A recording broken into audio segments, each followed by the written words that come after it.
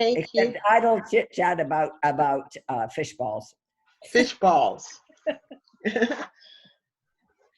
Not, Not, she's here. Now I'm the host. She's back. Now I can. Anything like that song, I am the champion, you know. That's right. I am the host. That's I am the host. I control the world. Okay. Welcome everybody.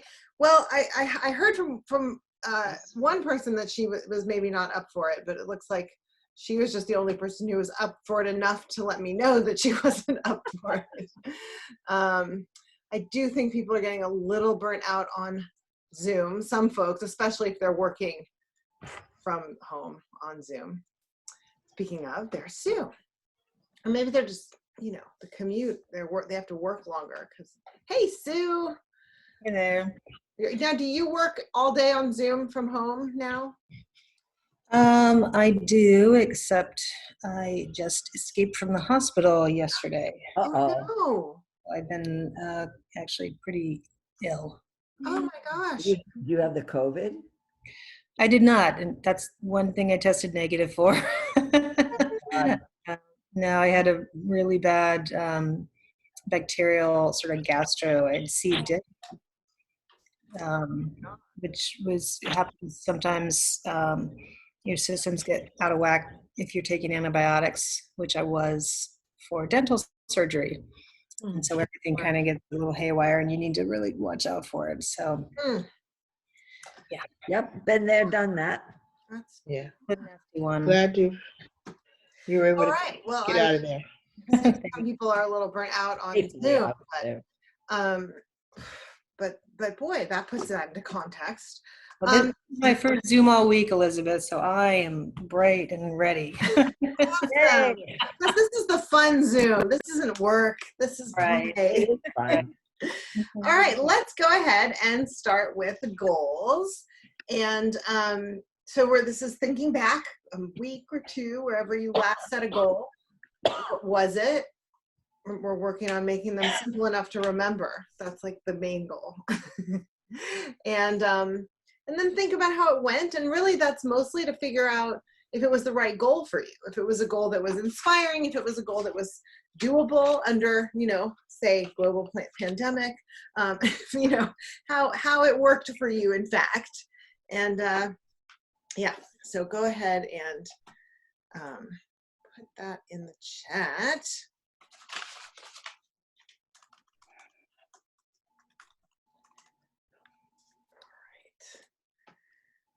Aline is modeling here. I type fast. Good. Best class in high school, 5-finger touch typing. There you go.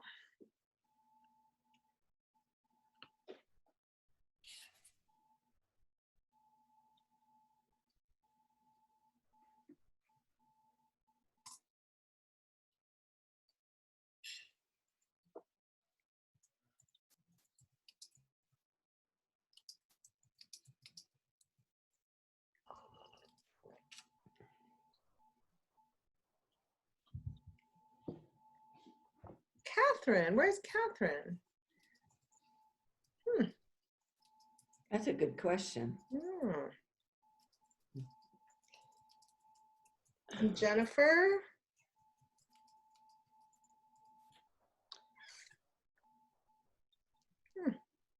Well, I do know that one week on our alternate week, I missed it completely because I was so busy writing, I lost track of time.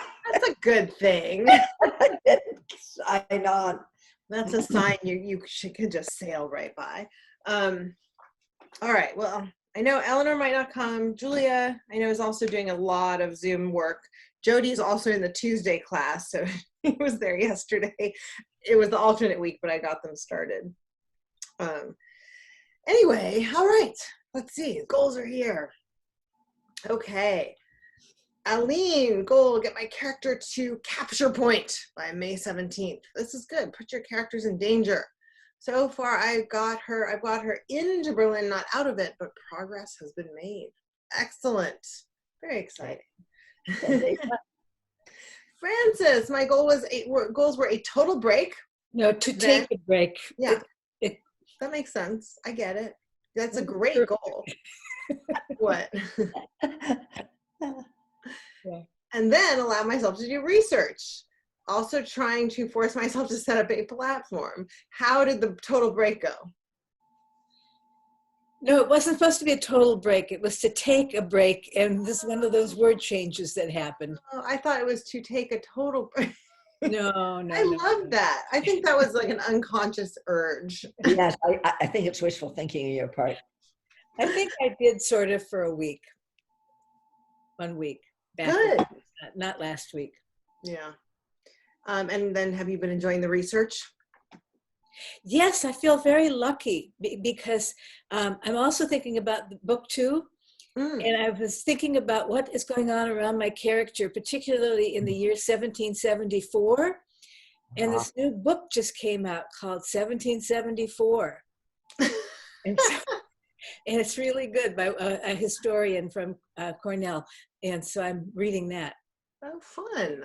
Cool. I both love and hate when something comes out that's like my book, because I Yeah. think to myself, But it's my I mean, window of opportunity. nonfiction research and nonfiction book and a novel, it's like, that's just, you guys can do a reading together.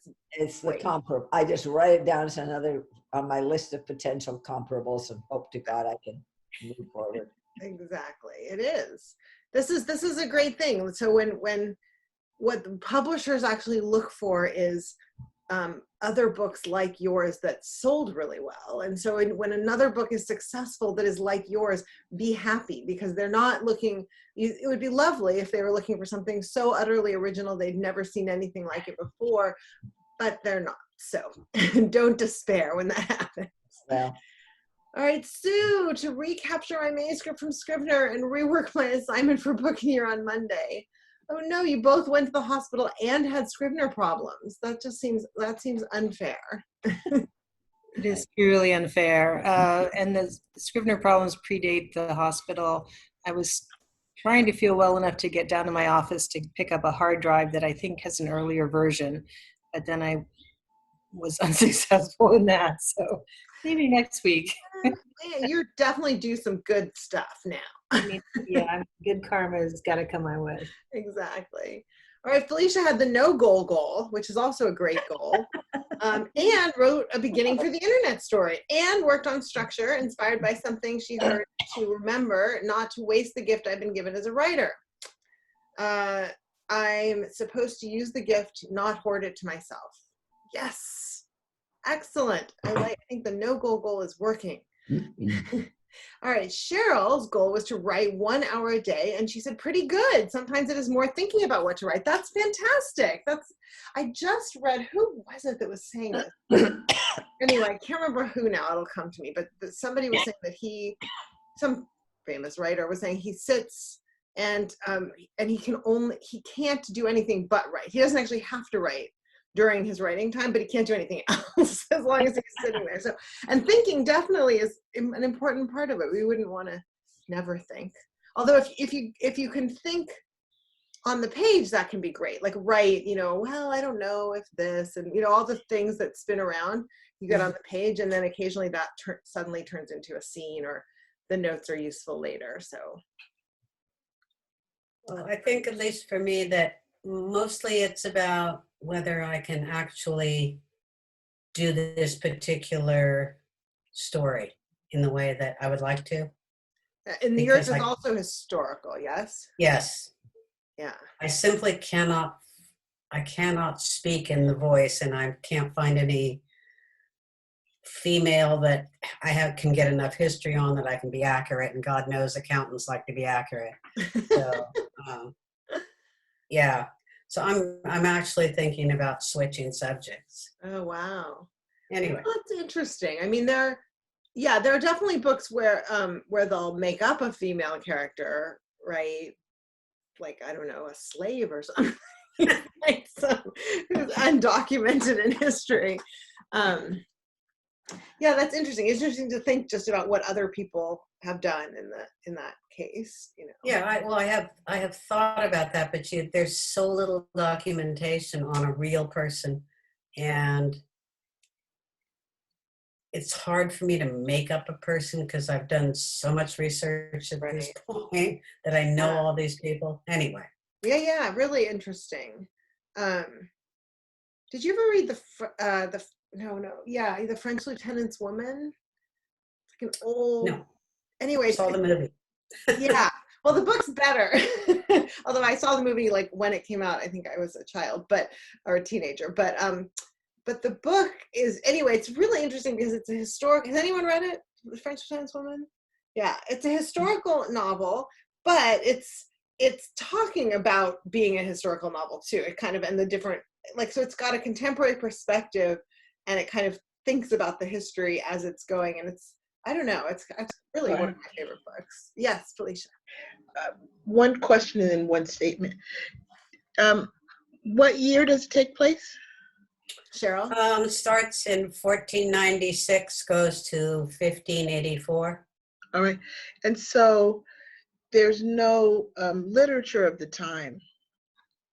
Well, there is, but it's, the Song of Roland and things like that. It's those chansons de geste. So the only other thought I had is giving a character an emotional attitude to the world they're in. Just choosing what's their are they angry? Are they tired? That can give a voice. That's all I'll say. Just say that. Okay. Yeah. It's great. Thank you, Felicia. Yeah, play around. I think he's ambitious is what he is. Mm-hmm. And so that's going to come with, is that a fierce, is he like a fierce determined, or is he sneaky? Like he's actually kind of a nice ordinary guy. He's kind of a nice ordinary guy. He's a second son in a time when second sons were priests. Right, okay. Yeah. I wonder what he'd say about that if he heard that you thought he was ordinary. Maybe interview him, like on the page. That's an idea. That is an I've idea. done a lot of that. And, with those things you're saying, because I wonder what he'd say to that. It's just a man who's ordinary. I believe who knows what he might say. Well, he wrote the history, so that's what he said. He thinks of himself as an ordinary man. What's the place, Cheryl? The point of why I can't find a voice. Like, what's the place? They want to know more about the context. Actually, all I wanted to do was, I admired him so much for going through all this. I didn't like him for some of the attitudes he had. I did like him because he changed his attitudes about the indigenous populations and then ended up being a fighter for them. I liked the change in his life. Definitely not ordinary. Well, it's not at the time, you're right, but it doesn't strike me as being unorthodox. It was then. It was then. A lot of the conquistadors did that. Oh, really? Interesting. Not all of them, certainly. Cortez notably not. I know Cortez not. Yeah. Well, it does sound fascinating. So don't give up. Don't give up yet. Okay. I think that, interviewing him, trying to poke at his emotions and the underbelly of him, right? There's how we present ourselves to the world and what we say about ourselves in a public history. What else is there? Yeah.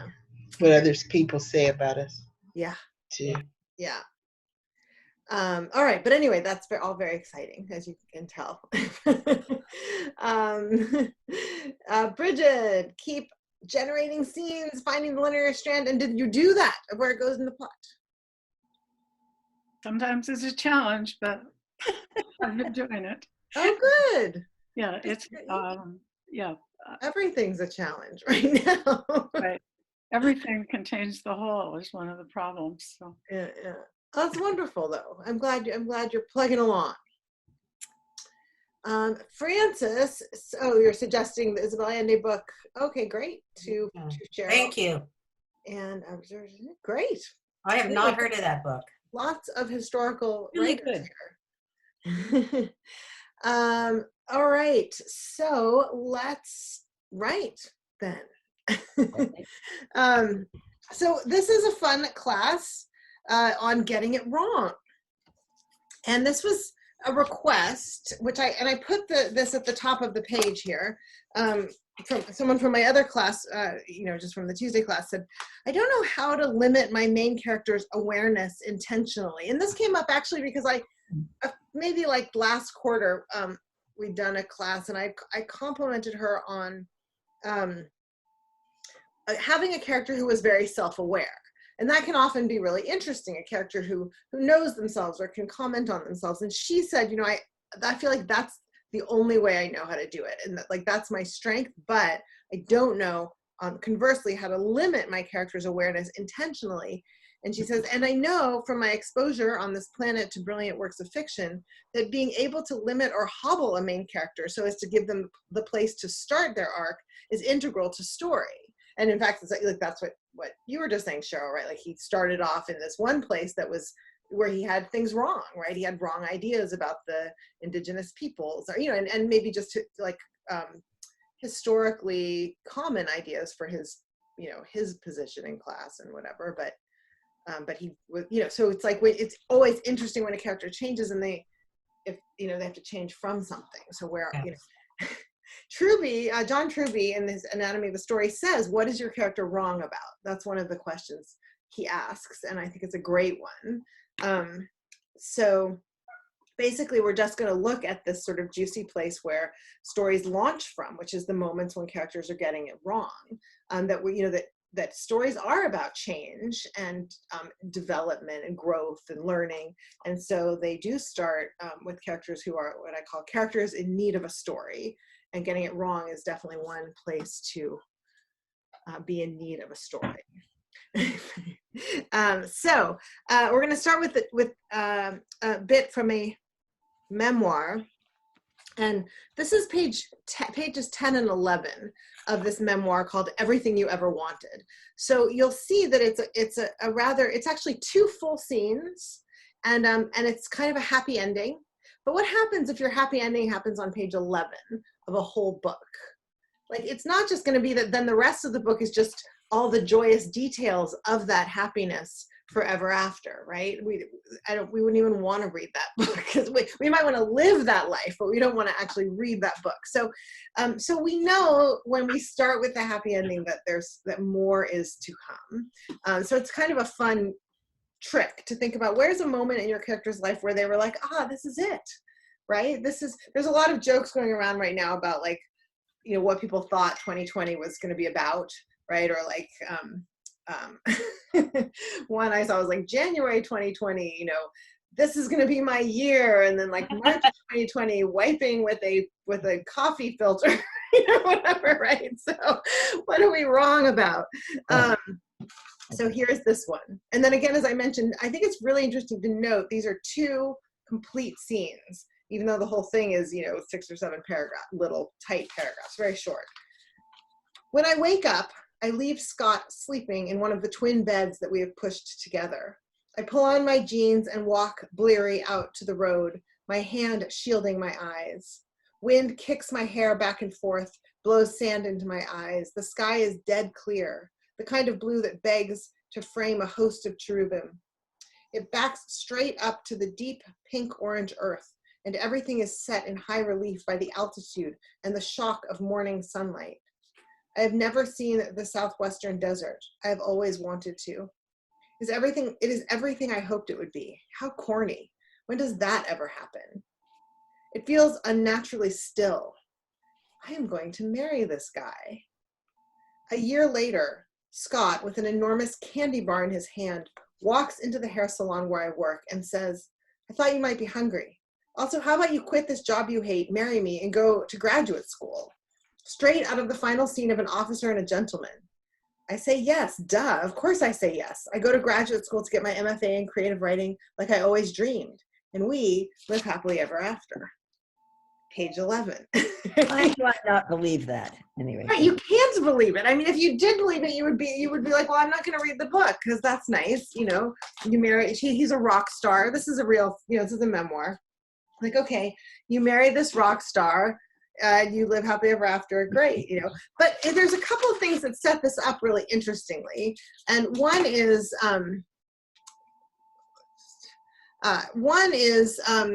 you know, that she has this kind of moment of always having wanted to see the southwestern desert and then experiencing it in this like absolute ideal moment of extreme beauty. It's just everything she had hoped it would be. And then she says, how corny, when does that ever happen? So that little turn that we know to expect when everything is perfect, she actually calls it out, right? She has a perfect moment. She knows she's going to marry this guy, and she kind of calls out, you know, this is corny. This doesn't really happen. And then a year later, we're still building on that happily ever after, even though she's commented on it.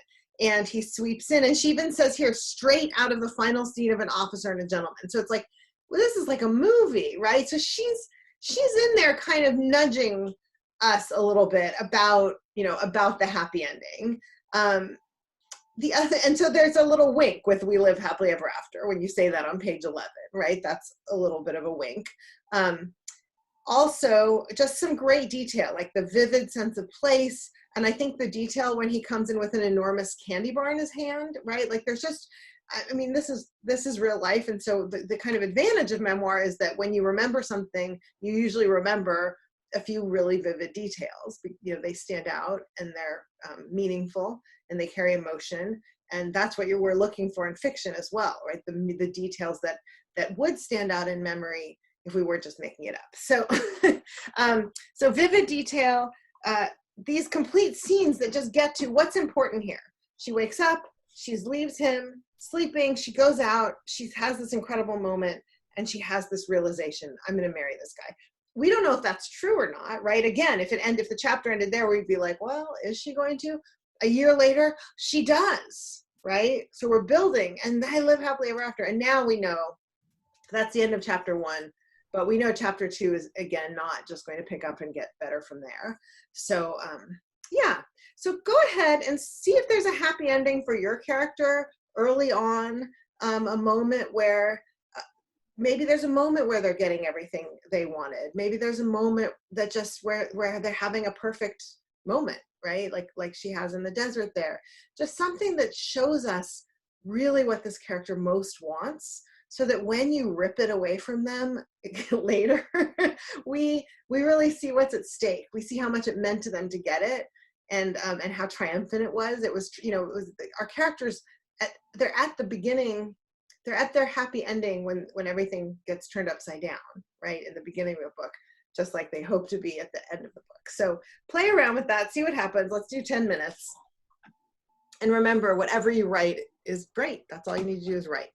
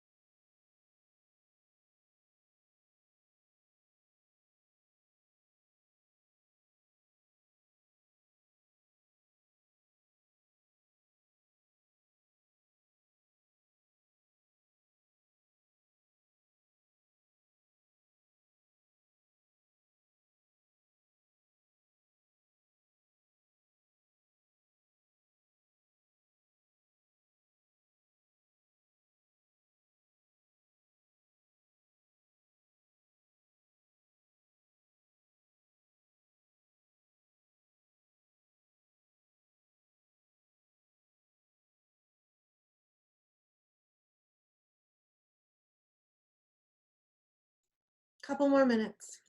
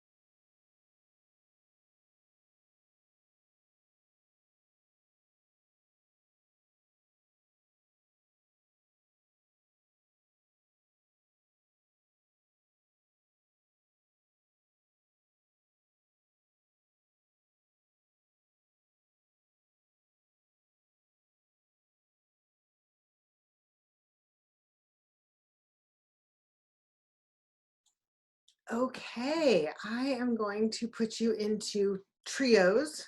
We're just 2 trios today, but and we'll do 4 minutes each. I'll send you the little note. And remember 2 things: no apologies, and on it respond with honest, specific praise, and have fun.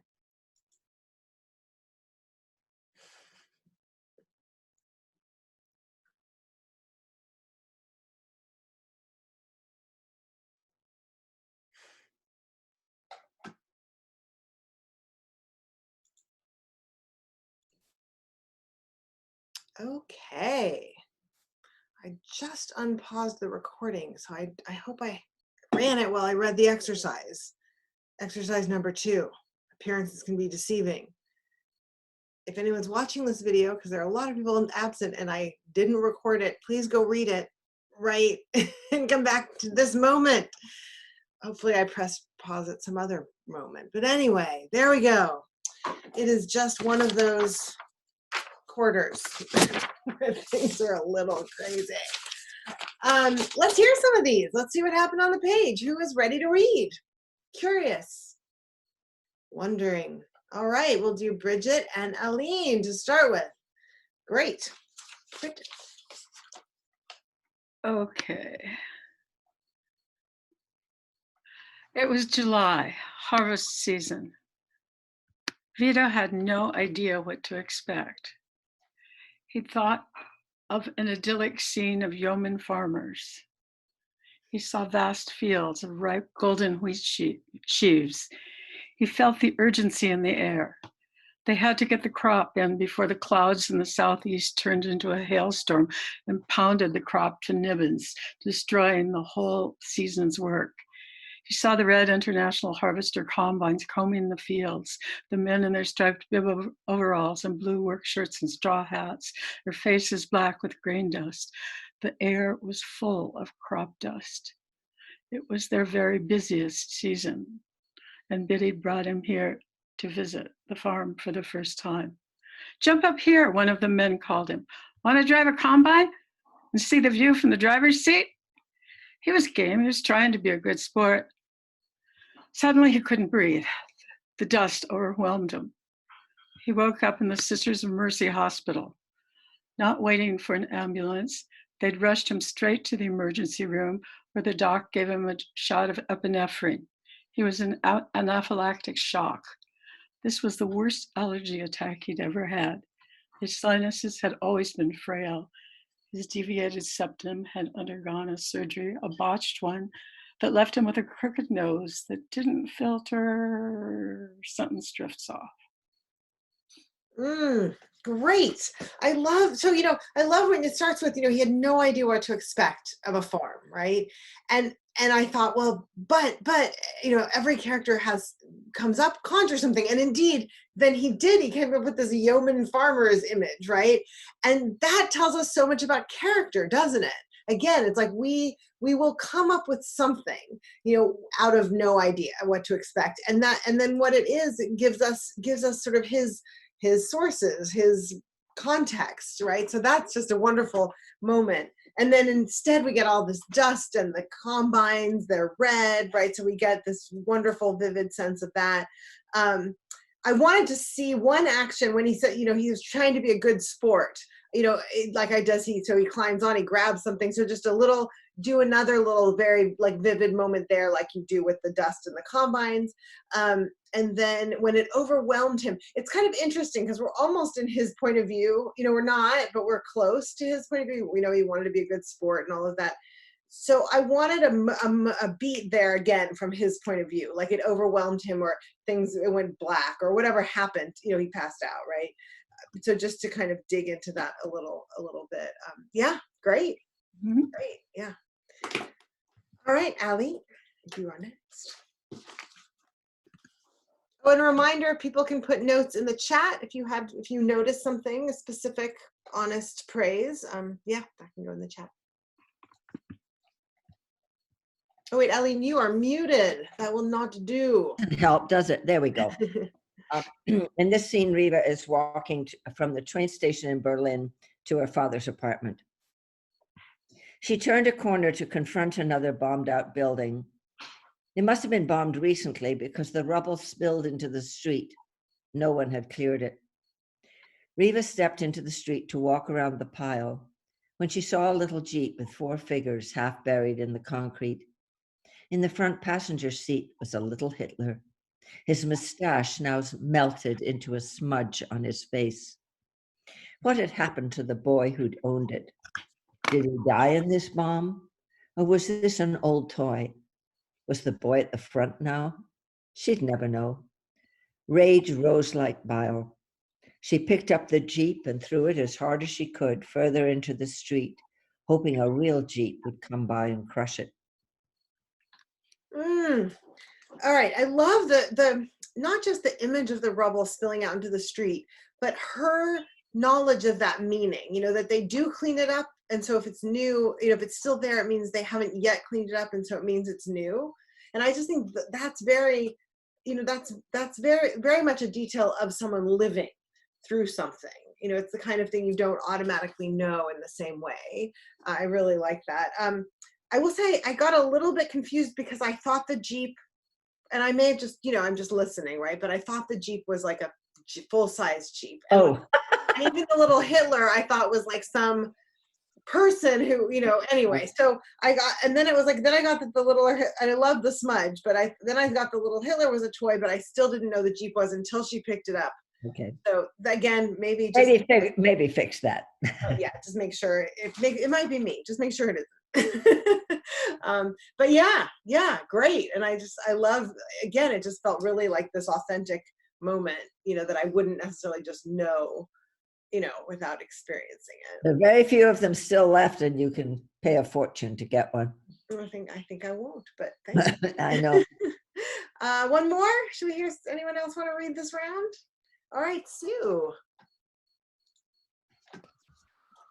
Go ahead. Hello, Rossi. Very nice to meet you. As I entered her small glass-walled office opposite Tim's. Lovely to meet you. We've heard such wonderful things from medicine, she replied, gesturing me to a chair in front of her desk. I looked at her, a plump, untidy dishwater blonde with hair slipping from a half knot.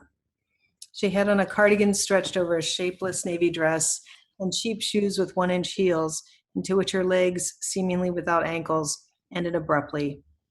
Trotters flashed into my mind before I could focus on her face and sharp eyes. How's your time in Australia been? First time, correct? It's great. So nice to have the opportunity to come and meet the dean and faculty in person. And of course, the campus is so beautiful. Complete Oxbridge knockoff, but with tropical foliage. You spent some time at Cambridge, didn't you? I did my time abroad there during their first real campaign. She went on to describe how innovative the campaign had been, dated by American standards, while I eyed the comic montage above her desk, several pages with her head on Liz Lemon's body, saying something witty and whinging about work via a word bubble. Maybe we could be friends after all.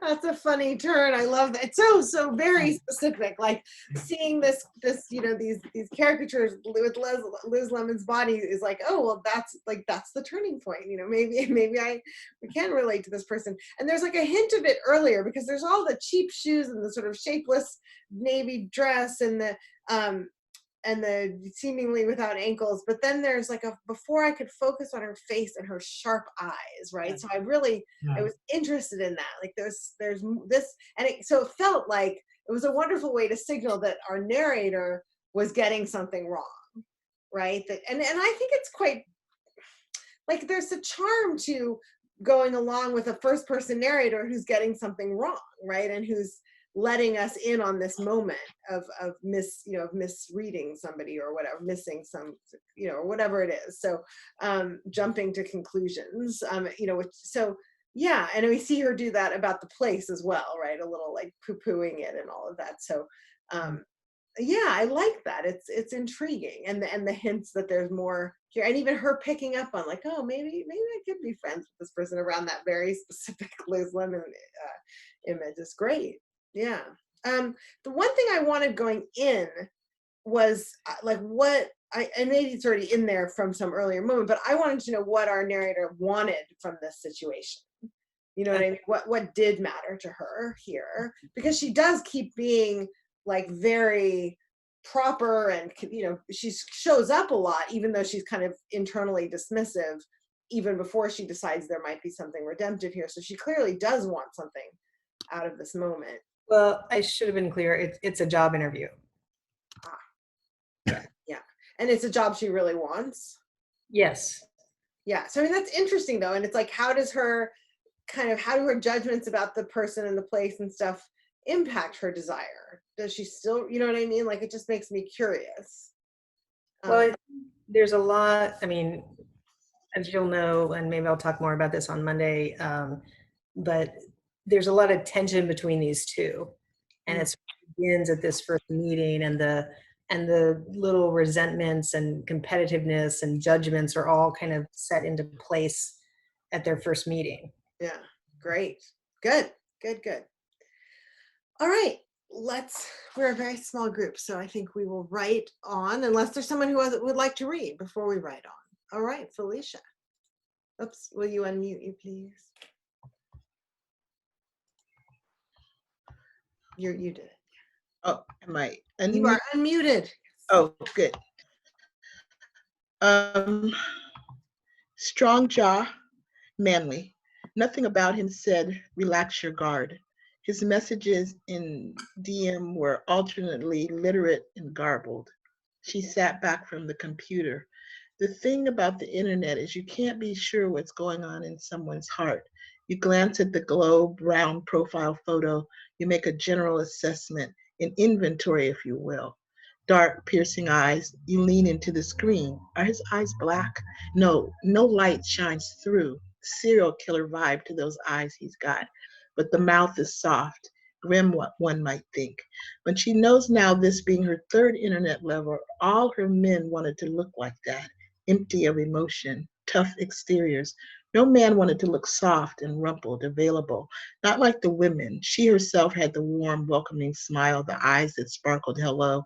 She'd read about an experiment that involved reading a portrait of someone's face by obscuring first the left, then the right side. Look at the eyes had been the instruction. What do they say to you? Jonah's right eye had the look of a man peering into the abyss. His own darkness, she wondered, sins of the man, or the father. She obscured that eye so dead it was opaque and looked at the left eye. Ah, there dwelled the pain. That eye wanted to brim with tears. This was a man in some deep psychic pain. The soft wool sailor's cap with a brim, the mustache connected to a beard that framed the soft lips and hard mouth. He looked like a man who'd been away at sea, away from loved ones, adrift. It all made sense after she'd allowed him to court her. He sent photos from the land where he'd been a gamekeeper of swans, necks arched like hearts, leaves. He sent photos of leaves as dark as blood arranged in a jar and photographed for her. Then he'd read her Robert Burns poems. She'd been right and wrong. He was a tortured soul, a man to puzzle out, she hoped, but he didn't want to be a mystery. He didn't want to intrigue her. He wanted to confess the trouble he was in. I'm an incurable alcoholic, he said. I'm headed to detox next week. The scent of alcohol, its fragrance was sudden, a scent as palpable as his image on her computer screen. Then that old feeling, arousal, as real as a phantom limb. Wow. It's so interesting to really get this kind of powerful writing about the internet, you know, and these sort of intriguing, like the literate and garbled, and you can't be sure what's going on in someone's heart, right? So that the medium becomes an obstacle, and yet it's necessary. It can't be gotten around, right? So it's like this wonderful conflict. I love the serial killer, and all her men wanted to look like that, you know, the kind of unavailable. The whole idea about the portrait analysis and look at the eyes, and that it was his left eye that wanted to brim with tears. Fascinating. The swans, all those images. But he didn't want to be a mystery, and I was really waiting for it. It was like she'd gotten it right and wrong, and so, you know, this part was right, and I was like, oh, I really want to know, like, you know, I really wanted that. I didn't want it to get, you know, free rights can sometimes go off in a direction, but it landed. And then the scent and that phantom limb, and again, like the medium and what it means and what it offers, and what maybe it offers in withholding, right? Like you have to imagine it, and maybe that's more vivid than experiencing it. Yeah, really, really interesting. And boy, can you write a lot in 10, 12 minutes, right? Yeah, you right, could do a story a day. Thank you. Wonderful, yeah. Thank you. Thank you. All right, our final way of getting it wrong. Of course, this is not an exhaustive, as we know, as human beings. There are many, many, many ways to get it wrong, and all stories contain some of them. This is from Girls Burn Brighter by Shobha Rao, and I put in 2 moments because these 2 friends, Purnima and Savita, they become very close. It's been a while since I read it, but one of them works for the family of the other, and Purnima, I think she's the one from the, you know, the wealthier family. They're both quite poor, actually, but she has a, you know, parent or whatever. And I think Savita is staying at her house and working for them. And but anyway, they become very close. And Purnima is supposed to be married off, right? So she's being introduced to people, and they talk about, like, well, you know, what if I am on like a 10-hour train ride away? Well, we'll never be able to see each other. You know, Savita says, I'll never be able to see you. I work every single day. And, you know, so they're kind of trying to figure out how to stay connected, how they're going to stay connected and things like that. This is early on. There's one from page 22 and one from 35, and they're going to be separated by continents, right? So, but so there's a moment where they're out together, and these 3 boys start kind of harassing them, and they keep saying, like, choose, like, who do you want, choose, you know, one of us, kind of thing. And Savita says, I want her, and points to Purnima. And so this is the aftermath of that. When they got home, Purnima was trembling. Don't, Savita told her, it's no good. I can't help it. Don't you see? I could have chosen a tree, a dog. Yeah, but they could have hurt us. I wouldn't have let them, she said. So she's sort of trying to reassure her, like, oh, I just chose you, because, you know, I could have chosen anything. And she says, but they could have hurt us. This was a huge risk, right, that Savita took in doing that, and saying, I choose her. And and so Purnima says they could have heard us, and Savita says, I wouldn't have let them. Promises, vows, those kind of moments are, story fodder, right? Because what are the promises and vows we can keep, either by personality or will or just circumstance, right? I had a professor who said there had been a visiting professor before him who had died of AIDS. And he came in the next year to do a visit for a quarter. And when he left, people were very emotional. And he said, I know that, this other professor died at the, right after he was with you here. And he said, I want to promise you, I'm not going to die. Which, he didn't immediately, but he has since, but that was a long time ago. But, that's quite a thing to say, especially in the middle of what was, in fact, a pandemic, right? Or an epidemic or whatever. Anyway, so, promises and vows are really interesting in terms of the limits of human beings and what's possible in a story. All right, the next thing is, so Purnima goes on to one of these visits to meet a groom, and they ask her to sing, and she says, oh no, I can't really sing well. She refuses to sing. Her aunt then led Purnima out of the room. She was scolded, as she knew she would be. You fool, her aunt said. Who'll marry someone like you? Who'll marry someone so wicked? Thank the Lord Vishnu your mother wasn't here. Would have killed her, a daughter so terrible. Don't you see, it was nothing to do with whether you can sing, you fool. They just wanted to make certain that you will listen, that you'll be obedient, and now they know you're wicked.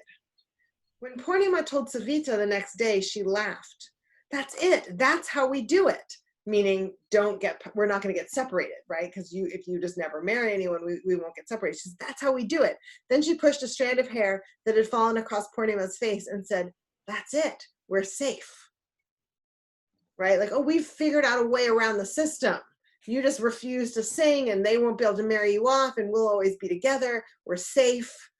Famous last words, right? Right? Like the Little Red Riding Hood wolf, like, I won't hurt you.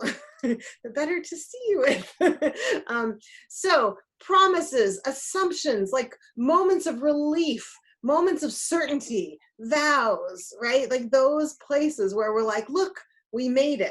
I suggest to you that we are all narratively superstitious enough that those kinds of moments can make us nervous, right? Like anything that's, where something's being declared so and can be undermined. We know how story goes, certainly. Now life, of course, is a lot more unpredictable, but anyway, but there's that wonderful saying, if you want to make God laugh, tell him your plans, right? So there is something about human life and our certainties and our, declarations and our vows. So see what happens if you get on the page and let someone feel like, look, we made it, or look, I wouldn't have let them, or right, bravado, even true courage and bravery. Who knows what's really going to happen? Okay. I think we can do another 12 and hear the last two people and do goals, not vows, goals. Okay.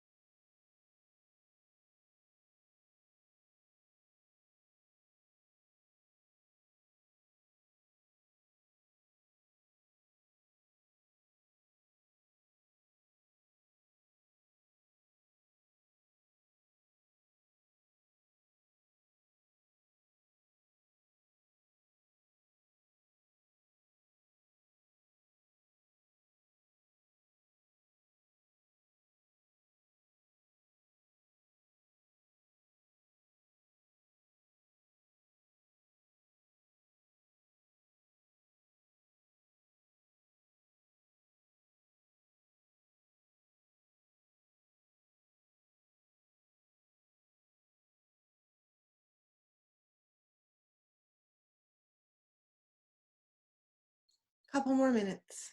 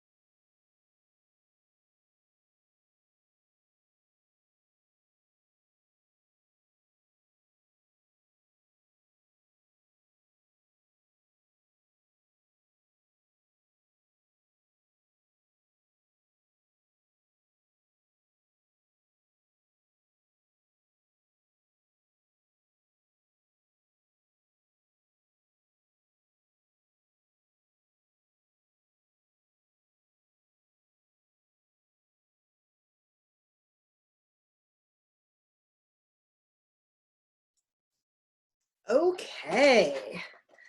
Let's hear from Cheryl and Francis. Cheryl, do you want to read?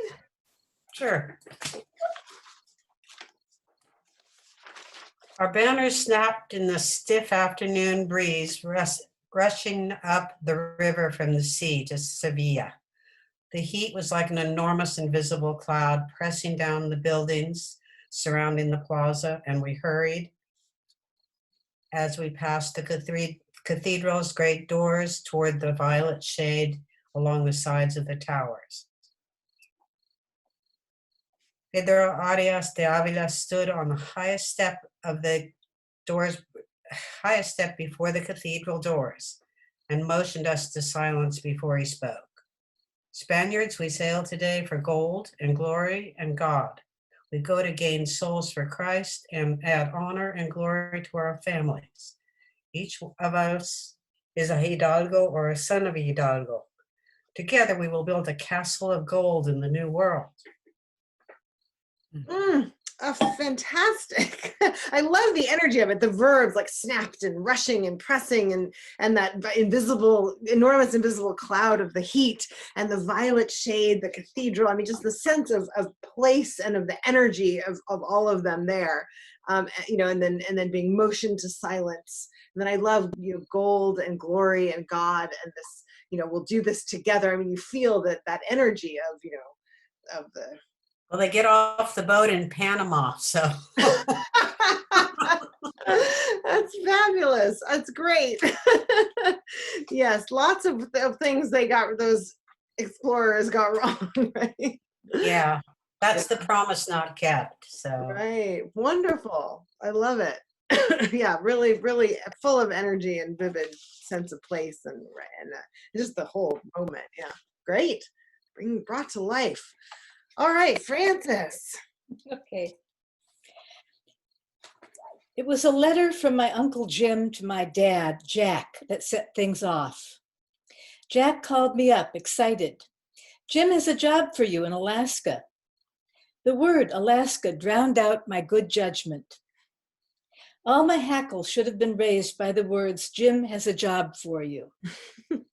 My dad rarely had anything good to say about his younger brother. Instead, he was quick to tell disparaging tales about Jim and his many schemes. My father had never helped me with college, but now it bothered him that I was only working half-time as a low-paid accounts receivable clerk in a small office in Culver City, so I could try my hand at writing in the free time that left me.